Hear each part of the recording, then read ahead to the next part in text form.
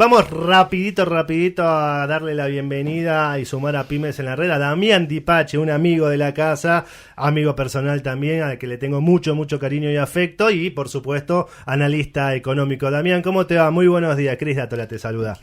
¿Cómo va, Cris? Muy bien, ¿y vos? Buen día, buen domingo y buen domingo para todo el equipo. Un placer.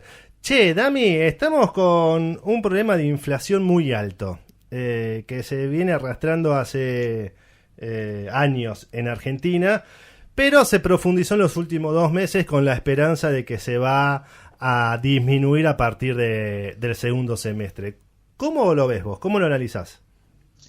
Bueno, Argentina tiene la inflación mensual y anual más alta del mundo. Sí. Es increíble, ya lo decimos como con costumbre esto, y es terrible eso.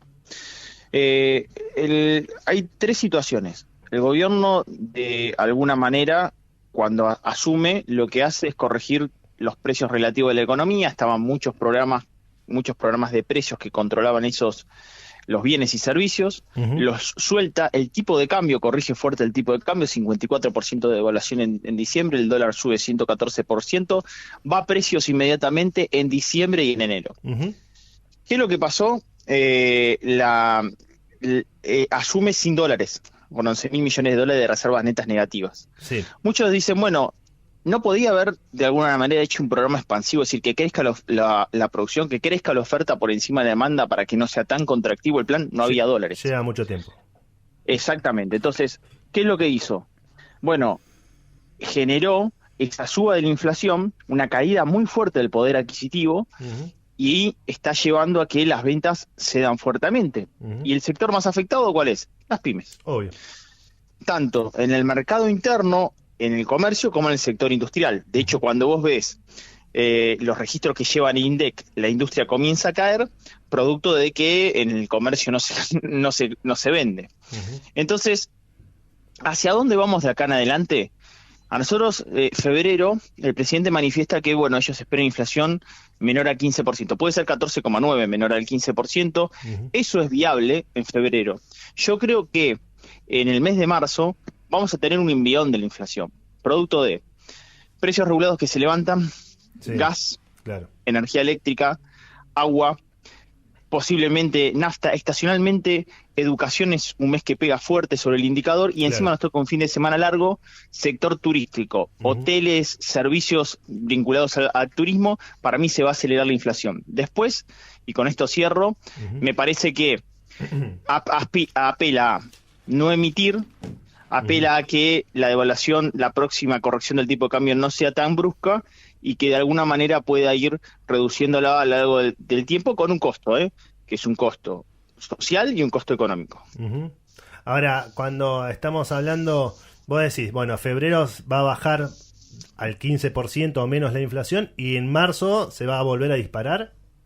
Yo creo que en marzo se va a poder acelerar. No estoy diciendo que vaya a pegar un salto brusco, pero yo creo que quizás podemos estar con un número del 17-18% nuevamente, muy similar en abril, porque en abril va a haber una corrección. O sea, va a ser menor a la esperada. Cayó 29% la proyección del dólar futuro en el mercado. O sea, que un dólar que se esperaba superando los 1.000 el oficial ahora se ve en 9.39, cayó fuertemente, pero sin embargo va a haber corrección, eso va a derivar a precio. Y a partir de ahí el gobierno espera que para el mes de junio, julio, estemos en un dígito. Es muy ambicioso, muy ambicioso, y tiene que funcionar este programa de estabilización, ¿no? Eso es lo más importante. Tiene que haber expectativa positiva que esto va a funcionar. Sí, de hecho, bueno, lo que está gran parte de la sociedad diciendo, bueno, que todo este esfuerzo que estamos haciendo valga la pena. Absolutamente. Porque si no, se viene... al gobierno le quedan 3 años y medio en junio si esto no funciona bien, y hay que ver cómo vuelve a generar confianza y qué políticas públicas puede llevar adelante si esto no llega a buen puerto. Yo creo que ahí, y le hablamos a las pymes, el programa es mucho más financiero que productivo. Claro. Todavía no se le está hablando a la producción. Exacto. Y el gobierno dice, bueno, porque el gobierno sostiene que si no soluciona el problema macro, y está bien esa mirada, si yo no soluciono el problema macro, no voy a poder mejorar la micro. Es real eso. Pero a mi criterio, tiene que ver alguien que dé un horizonte sobre la micro. Es decir, ejemplo, siempre lo digo, no me podés bajar impuestos, porque tenés un déficit fiscal, recién ahora estás convergiendo en un superávit, no podés bajar impuestos. Pero por lo menos sacame las percepciones que me hacen pelota cuando soy una pyme. Claro. No podés bajar impuestos, pero por lo menos sacame regulaciones. Eso parte, Cristian, estaba en la ley Ómnibus. Y un mensaje recontra positivo, y vos lo sabés bien, porque te metiste fuerte en el sector, es, lo quieran por un DNU, o lo quieran por negociarlo en el Congreso, lo que no puede pasar es que la reforma laboral no exista. Para las pymes es clave.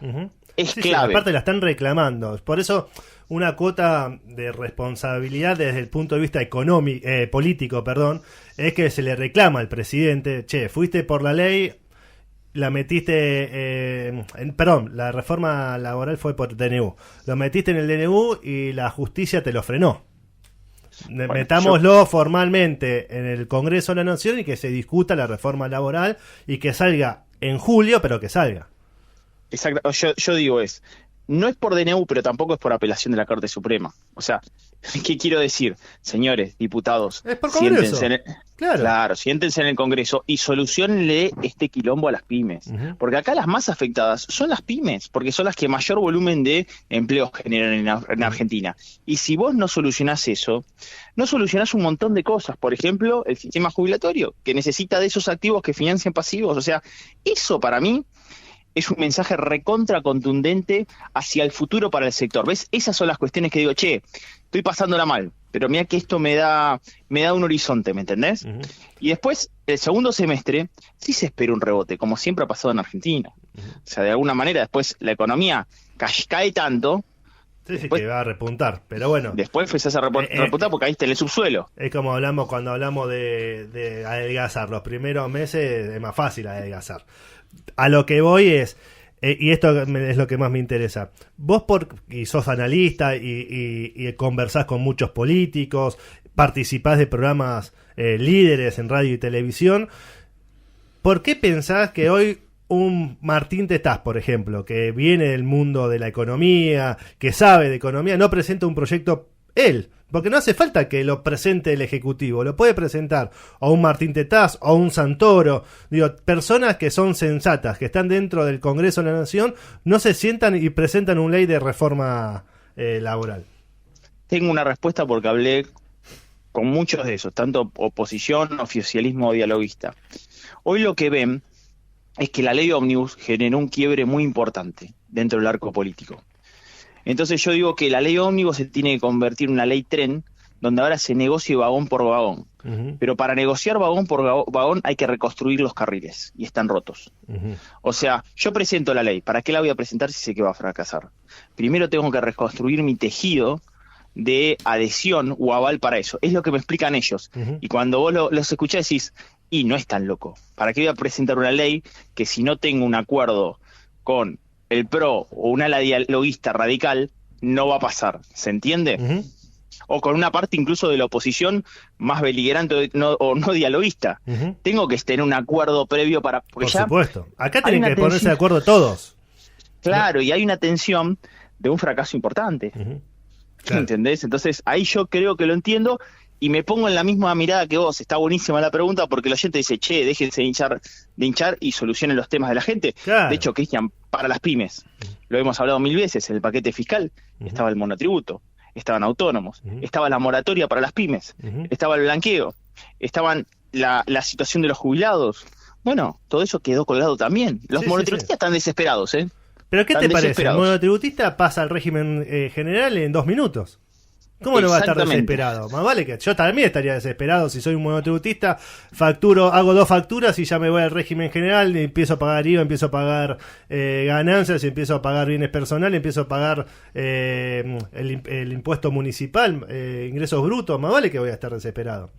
Y esos son los pequeños emprendedores que encima, ponele que vos decís, la veía con Milei. En diciembre asumió Milei y yo veía el de Horizonte, empecé un emprendimiento, me metí como monotributista, la economía comenzó a caer, por lo cual se me complica mucho sostener mi emprendimiento. Bueno, sacame la pata del abono fiscal, por lo menos para que pueda vivir hacia el segundo semestre, en el caso que vos me digas que en el último trimestre del año la economía va a comenzar a recuperarse, ¿no? Claro. Gustavo Guaraña habla, Damián, gusto saludarte.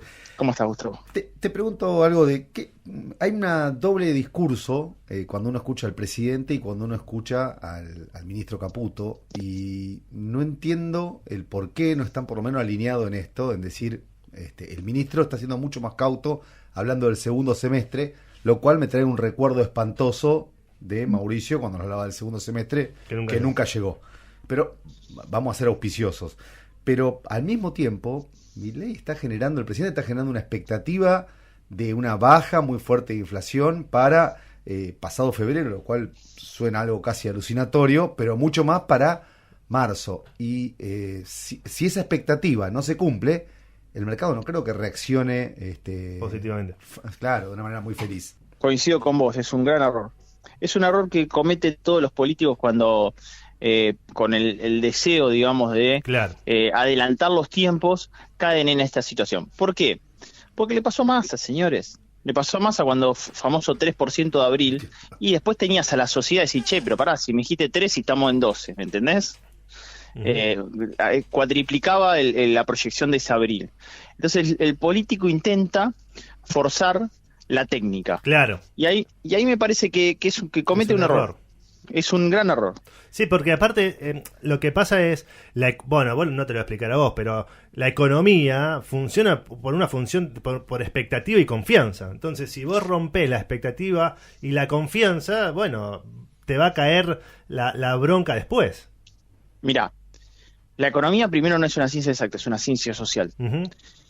Y en un foro donde estamos 46 millones de habitantes, vos decís, che, empieza a desacelerar la inflación, de alguna manera te da confianza incluso sobre el peso argentino. Claro. De alguna manera te da confianza sobre tu nivel de actividad, sobre la pérdida de poder adquisitivo para el trabajador, sobre los bienes que empiezan a de alguna manera a estabilizarse el precio de los bienes, de los servicios, etcétera.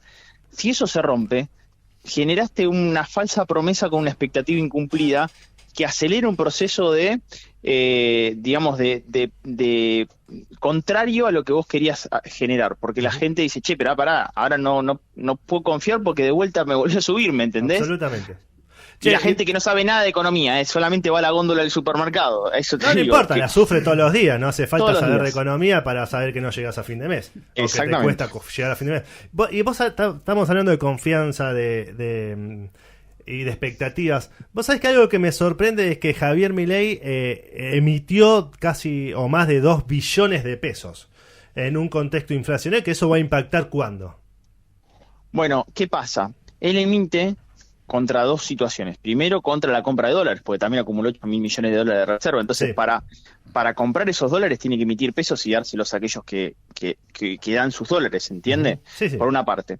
En el mes de enero no, porque en el mes de enero tuvo superávit. ¿Qué va a pasar en el mes de febrero? Desgraciadamente va a haber un mayor problema, porque la recaudación cayó en promedio 33% mensual. Veremos qué pasa las últimas semanas, pero viene cayendo, por lo cual ahí hay que emitir, no hay otra forma, porque no se puede, digamos, endeudar afuera, no puede subir impuestos porque justamente están cayendo por ahí la recaudación. Entonces, lo que hace es tener que emitir y colocar deuda en el mercado. ¿Cae por el Sí, consumo? es real. Perdón, la caída de esta fuerte recaudación, ¿es por la caída del consumo o hay otro factor? Cayó fuertemente, por consumo cayó. El IVA cayó 40%. Y bueno, la inflación que hay. Claro.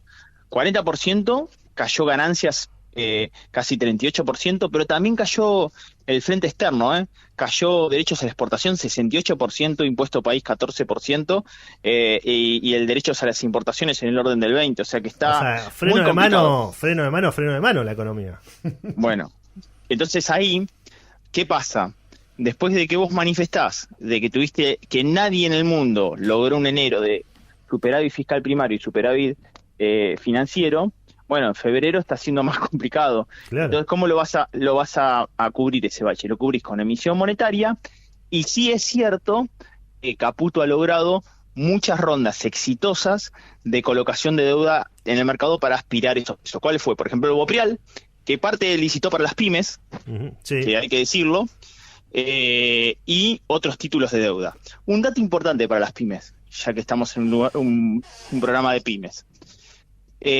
Salió unas tasas graciables para el tema de los impuestos en las pymes. Claro. Entonces esa tasa es del 15% acumulado en 3 meses.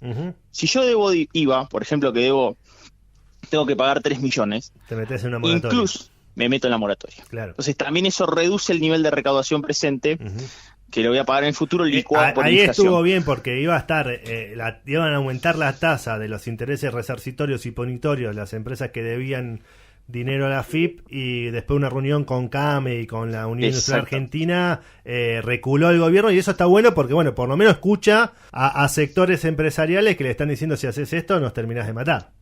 Bueno, de hecho, si alguien está en el auto o tomando mate en su casa y es pyme, recomiendo que se meta en esa moratoria, porque es de tasa real negativa. O sea, es conveniente que lo haga si tenés deuda, por ejemplo, de IVA, ¿no? Buenos días, Damián Lía Gelfi te saluda.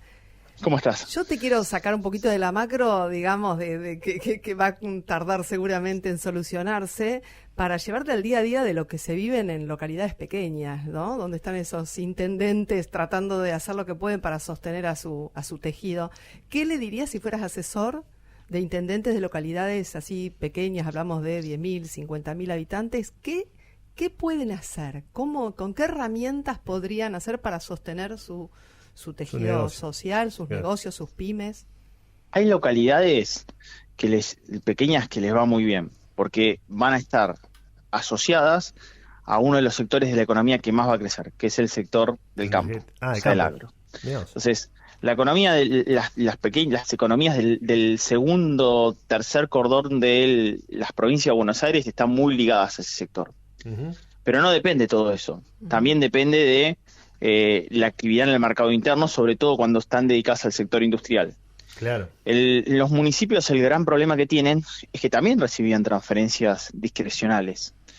Y yo, la verdad, que cualquier oyente que nos escuche no tiene transferencias discrecionales. Si no cierran las cuentas, lo que hace es sentarse con su mujer y dice: mirá, no hay cena hoy afuera, los chicos no van a ir a ocio y esparcimiento, no hay boliche para Agustín, y tenemos que ajustarnos. Los municipios también en muchos casos se van a tener que ajustar, porque vos sabés que solamente tienen de recaudación genuina las tasas municipales. Claro. Entonces creo que esa es la situación. Algunos van a zafar y otros van a estar más complicados. Claro. Damián, muchas gracias. Te pimponeamos, te llamamos por todos lados, pero siempre sos tan claro para hablar que nos ayuda a dar un poco de luz a los que nos están escuchando y también a nosotros que vamos aprendiendo. Un placer, Cris. Saludo a todas las pymes comerciales, industriales, prestadoras de servicio que viven, trabajan y producen en nuestro país. Gracias. Fue Damián Di Pace, analista económico.